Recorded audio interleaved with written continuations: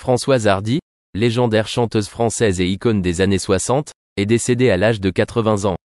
La nouvelle a été annoncée par son fils, Thomas Dutronc, sur Facebook mardi soir, surprenant les fans du monde entier. Et triste. Née à Paris le 17 janvier 1944, Françoise Hardy montre rapidement son talent musical et devient rapidement l'une des étoiles brillantes de l'industrie musicale française. Elle est connue pour sa voix douce et charismatique et son style élégant, proéminent dans le mouvement yéyé, une tendance de la musique pop populaire en France dans les années 1960. En 1962, Hardy sort son premier album, Tous les garçons et les filles, qui devient rapidement un succès et fait connaître son nom au niveau international. Ses chansons, telles que Le temps de l'amour, Comment te dire adieu et Mon ami la rose, sont non seulement célèbres en France mais aussi dans de nombreux autres pays, notamment en France, en Europe et en Amérique. La combinaison d'une voix douce, de paroles profondes et d'une mélodie mémorable a aidé Hardy à conquérir le cœur de millions de fans. Non seulement chanteur, Hardy est également un musicien talentueux, écrivant de nombreuses chansons pour lui-même et pour d'autres artistes. Elle a également joué dans de nombreux films et est devenue une icône de la mode, avec un style vestimentaire qui a fortement influencé la jeune génération de l'époque. Sa beauté naturelle, ses longs cheveux raides et son style élégant sont devenus un modèle idéal pour de nombreuses jeunes filles. Cependant, la vie de Hardy n'était pas que glamour et note heureuse. En 2004, on lui a diagnostiqué un lymphome, un choc énorme pour elle et sa famille. Malgré une grave maladie, Hardy a continué à composer et à se produire sur scène, inspirant de nombreuses personnes grâce à sa forte volonté de vivre et son amour éternel pour la musique. Au cours des dernières années de sa vie, la santé de Hardy s'est détériorée à cause d'un cancer. Elle apparaît rarement en public et passe beaucoup de temps avec sa famille et ses proches. La nouvelle de son décès, partagée sur les réseaux sociaux par son fils Thomas Dutronc, a laissé une profonde tristesse dans le cœur de ses fans et mélomanes. Thomas Dutronc, fils de Françoise Hardy et du chanteur Jacques Dutronc, est également un artiste célèbre en France. Il a hérité du talent musical de ses parents et a mené une carrière réussie dans le jazz et la musique pop. À travers une annonce sur Facebook, Thomas a exprimé sa profonde gratitude à ceux qui ont soutenu et aimé sa mère tout au long de sa carrière. Il a également partagé que, même s'il a quitté ce monde, la musique et l'héritage de Françoise Hardy vivront à jamais dans le cœur des mélomanes. Le décès de Françoise Hardy est une grande perte pour la musique française et du monde. Elle a laissé derrière elle un vaste trésor musical et une profonde influence sur de nombreuses générations d'artistes et de fans. Hardy n'est pas seulement une chanteuse talentueuse mais aussi une icône culturelle, une femme forte et résiliente face à tous les défis de la vie. Son héritage sera à jamais une source d'inspiration inépuisable pour ceux qui aiment la musique et l'art. Avec le décès de Françoise Hardy, nous perdons non seulement une star musicale mais aussi une partie de la mémoire culturelle des années 60, une période colorée et créative. Elle a laissé une marque indélébile sur ses fans et restera à jamais dans les mémoires comme l'une des plus grandes artistes du XXe siècle. Dans le classement 2023 des 200 meilleurs chanteurs de tous les temps du magazine américain Rolling Stone, Françoise Hardy est la seule représentante de la France. Avec une carrière de plus de 6 décennies, Hardy a laissé une profonde marque sur la scène musicale mondiale. Ses chansons telles que Tous les garçons et les filles et Comment te dire adieu sont devenues des chansons classiques, captivant les mélomanes non seulement en France mais aussi dans le monde entier. Son apparition sur cette prestigieuse liste témoigne clairement de son talent et de son influence durable dans l'industrie musicale. Cependant, la vie de Françoise Hardy n'a pas été seulement remplie de gloire de la scène. En 2004, elle a été confrontée à un cancer, une dure épreuve qui a changé sa vie pour toujours. La maladie lui a apporté de nombreuses complications et douleurs, transformant les dernières années de Hardy en un cauchemar durable. Elle a dû subir de nombreux traitements fatigants, mais son esprit de résilience et son amour de la musique ont toujours été une source d'encouragement pour l'aider à surmonter les moments les plus difficiles. Dans une interview accordée à Paris Match en 2023, Hardy a admis qu'elle souhaitait décéder bientôt et rapidement, sans avoir à traverser trop d'épreuves douloureuses comme des difficultés respiratoires. Cette opinion reflète non seulement ses souhaits personnels, mais constitue également un appel à la discussion sur l'euthanasie. Françoise Hardy est une ardente défenseur du droit des patients à choisir de mettre fin à leur vie paisiblement, sans avoir à endurer des souffrances prolongées lorsqu'il n'y a aucun espoir de guérison. En 2021, lors d'une conversation avec l'AFP, elle déclarait « Pour une personne incurable, souffrir insupportablement jusqu'à la mort est inhumain. Ses paroles ont attiré l'attention et enflammé le débat public sur le droit de mourir et les questions éthiques qui l'entourent. Hardy a souligné que permettre à une personne de mourir paisiblement et sans douleur est un acte humain qui respecte les droits de l'homme et la dignité. Les paroles de Françoise Hardy sont non seulement la voix d'une grande artiste mais aussi le cœur de quelqu'un qui a traversé tant de douleurs et d'épreuves. Elle souhaite que d'autres patients n'aient pas à endurer la même douleur qu'elle a vécue et aient le droit de choisir une fin de vie douce et paisible. L'illustre carrière musicale de Françoise Hardy, ainsi que ses efforts de sensibilisation au droit à une mort paisible, ont laissé derrière elle un héritage incroyablement significatif. Elle n'est pas seulement une icône musicale, mais aussi une femme courageuse qui se bat constamment pour ce qu'elle croit être juste.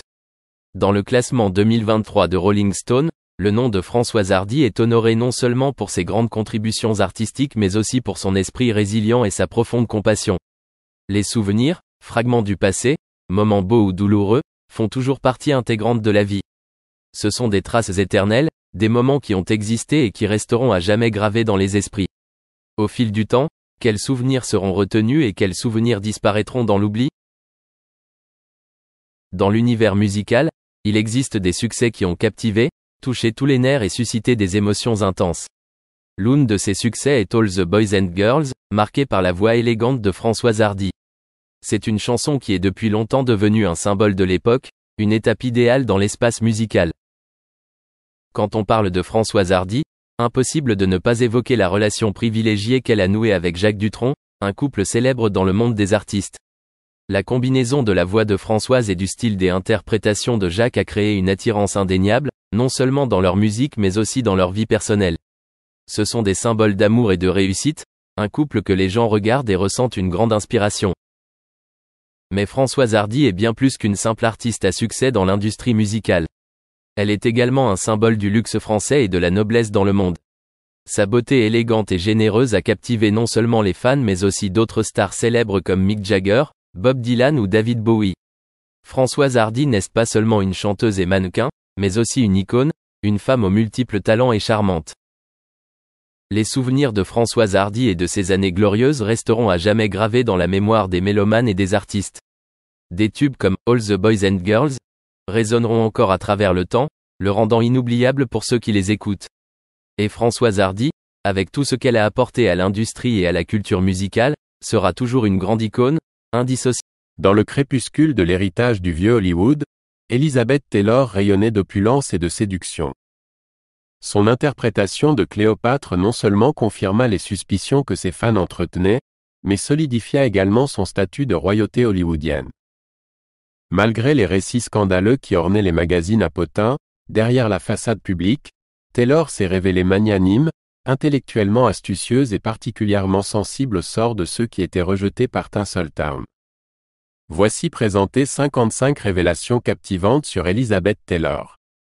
Née à Hampstead, en Angleterre, en 1932, les parents d'Elizabeth Taylor, originaires des États-Unis, déménagèrent en Californie en 1939 en raison de circonstances menaçantes. Avec l'escalade de la Seconde Guerre mondiale, les Taylor, craignant pour la sécurité de leur fille en bas âge, cherchèrent refuge de l'autre côté de l'Atlantique.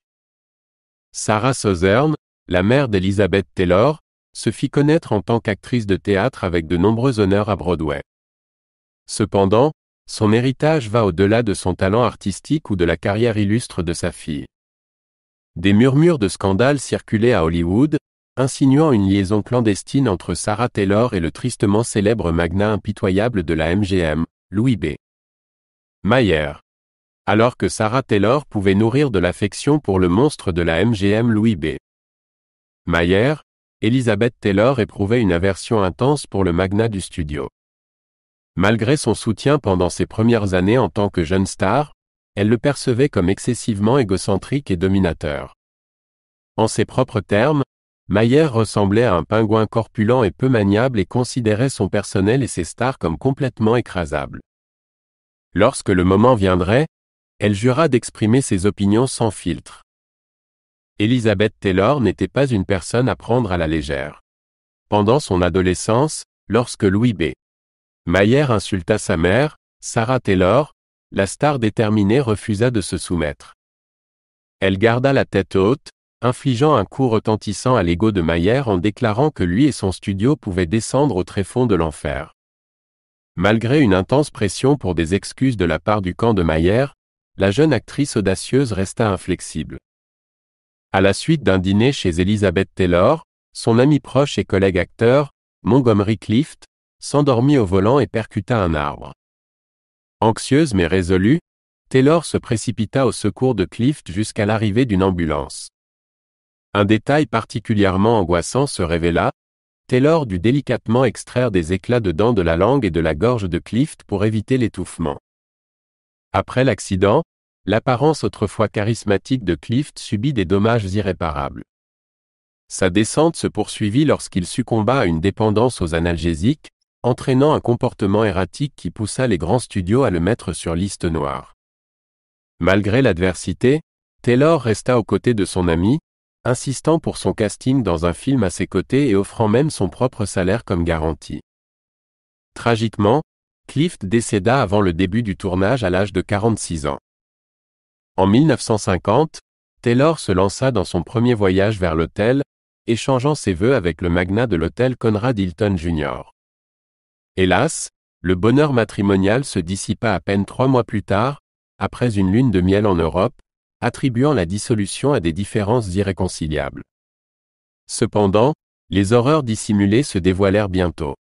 Le jeu compulsif et la consommation d'alcool sans fin de Hilton n'étaient que la surface, les profondeurs de l'horreur étaient bien plus graves. Bien que la MGM n'ait jamais ouvertement admis, les historiens du cinéma spéculent que le studio a orchestré l'union de Taylor avec Hilton. Ils ont